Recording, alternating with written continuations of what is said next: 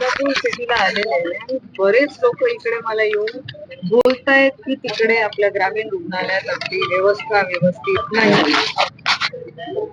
तिकडे पेशंट आलं जर त्यांच्या डोक्याला मार लागलाय, थोडस खरचटलंय, तर तिकडचे डॉक्टर रेफर करतायत मोठ्या हॉस्पिटलला. आपल्याकडे बॅगनेज पट्टी नाही का मॅडम? आपल्याकडे सगळं साहित्य आहे मॅडम. मॅडम एक नवीन आलेली मॅडम आहे ना, गायनेकोलॉजिस्ट, तिच्या ड्युटी मध्ये ती कशी करते आम्ही समजून पण सांगितलं. मॅडम आपण शपथ घेतलेली आहे, डॉक्टर म्हणून आपण लोकांची सेवा करण्याची शपथ घेतलेली आहे. मग काय होतंय हे? नाही, त्यांना मी आपल्याशी संवाद साधायला सांगते मॅडम. आहे तुम्ही हॉस्पिटलला पण माझ्याशी संवाद साधून काही होणार नाही. आपण तिकडे इन्चार्ज आहोत ना. आपण जर आपल्या स्टाफला सांभाळू शकत नाही तर मी ह्यात इंटरव्ह्यू करून काय करणार आहे? त्यांना बदलायच्या ऐवजी कोणा दुसऱ्याला बदलावं लागेल. मग इथे गैरसोय जर माझ्या नागरिकांना होत असेल, अर्धापूरच्या लोकांना होत असेल किंवा मतदारसंघातल्या लोकांना होत असेल तर मला ही जमणार नाही.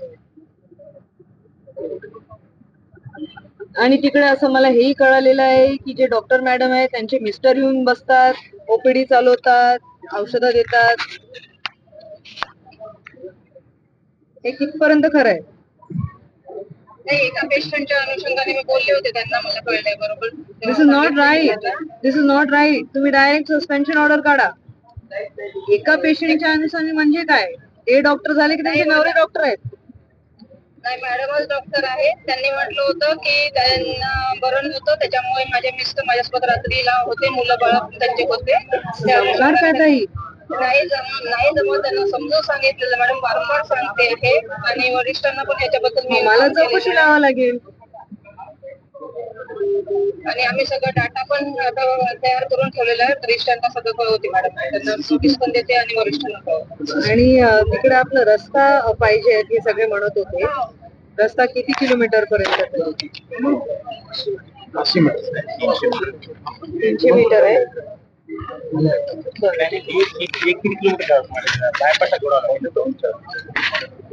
सँक्शन झालेलं आहे. बरं, ठीक आहे, ठीक आहे, चालेल, ठीक आहे. पहिले हे. आणि तिकडे आपल्याला सोनोग्राफीची मशीन नाहीये.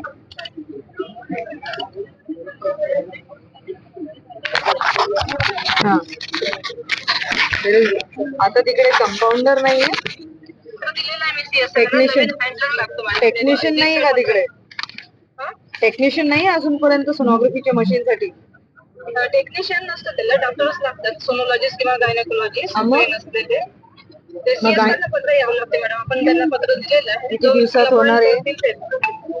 त्यांना परत देते मॅडम. 4-5 दिवस झाले मी बोलून, अजून परत सार्वजनिक करा म्हणून. पण तिथं कसं जे पेंडन्सी त्यांच्याकडे जायचं. श्रीजय चव्हाण यांचा तुम्हाला फोन आला होता. असं तुमच्याशी बोलणं सुरू झालं. 2 आरोप केले की एक रेफर मोठ्या प्रमाणात पेशंट केले जातात आणि कोणीतरी डॉक्टर आहे त्यांचे मिस्टर सुद्धा रुग्णालयामध्ये रात्रीला वगैरे थांबतात. काय त्याच्यामधलं स्पष्टीकरण आहे? काय घटना आहे? ग्रामीण रुग्णालय अर्धापूर येथे रेफरलचं प्रमाण फार जास्त असं नाही. आमच्याकडे जे इमर्जन्सी पेशंट येतात त्याच्यात गंभीर रुग्ण असतात, तेच रुग्ण आम्ही रिफर करतो. तदनंतर मॅडमचं दुसरं एक होतं की त्यांचे मिस्टर याला ओपीडीला किंवा रुग्णांना सेवा देतात.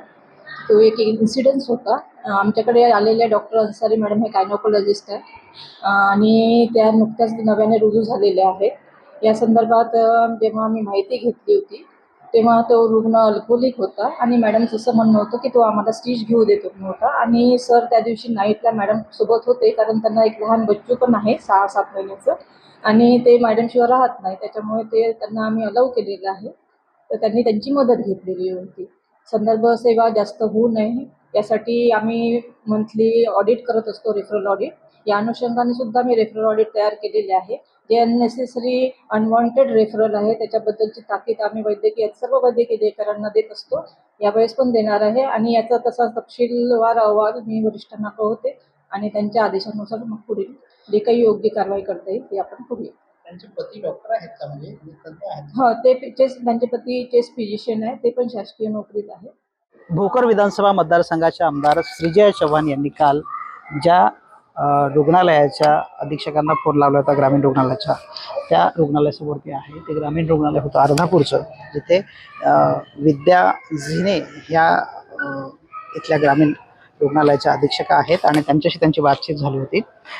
हेच ते रुग्णालय आहे जिथे मोठ्या प्रमाणात रेफर रुग्णांना केलं जातं, खर्चटलं तरी रेफर केलं जातं, अशा पद्धतीचा सवाल त्यांनी उपस्थित केला होता.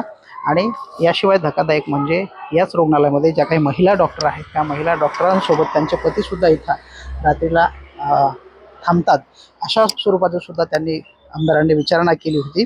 त्यानंतर कुठेतरी रुग्णालय प्रशासनाची बाजू जाणून घेण्यासाठी आम्ही इथं आलो होतो. तर रुग्णालय प्रशासनाच्या ज्या काही अधीक्षका आहेत विद्या झिने, त्यांनी स्पष्ट सांगितलं की जे काही रेफर असतं त्याचं ऑडिट दर महिन्याला केलं जातं आणि याही वेळी ऑडिट केलं जाणार आहे. शिवाय ज्या डॉक्टर आहेत त्या डॉक्टर त्यांना 6 महिन्याचा एक बच्चू आहे आणि त्यांच्याशिवाय तो राहत नाही. त्याच्यामुळे त्याला इथे या रुग्णालयामध्ये रात्री त्यांना आणि त्यांच्या पतीला थांबण्याची मुभा जे आहे ते रुग्णालय प्रशासनानं दिलेली आहे. त्यामुळे ते डॉक्टर त्यांचे पतीसुद्धा पूर्ण फिजिशियन आहेत, तज्ज्ञ डॉक्टर आहेत आणि त्यामुळे ते राहत होते अशा स्वरूपाचं त्यांनी स्पष्टीकरण दिलं. असं असलं तरी ही बाब जी आहे ती रुग्णाला OPD सुद्धा ते डॉक्टर काढतात अशा पद्धतीचा आरोप झाला होता. या अनुषंगानं सुद्धा एक अहवाल तयार केला जाणार आहे आणि तो अहवाल वरिष्ठांकडे पाठवला जाणार आहे अशा पद्धतीची माहिती या रुग्णालयाच्या अधीक्षका झिने यांनी दिली आहे. व्हिडिओ जर्नलिस्ट गणेशसह गजानन देशमुख, TV9 मराठी, नांदेड.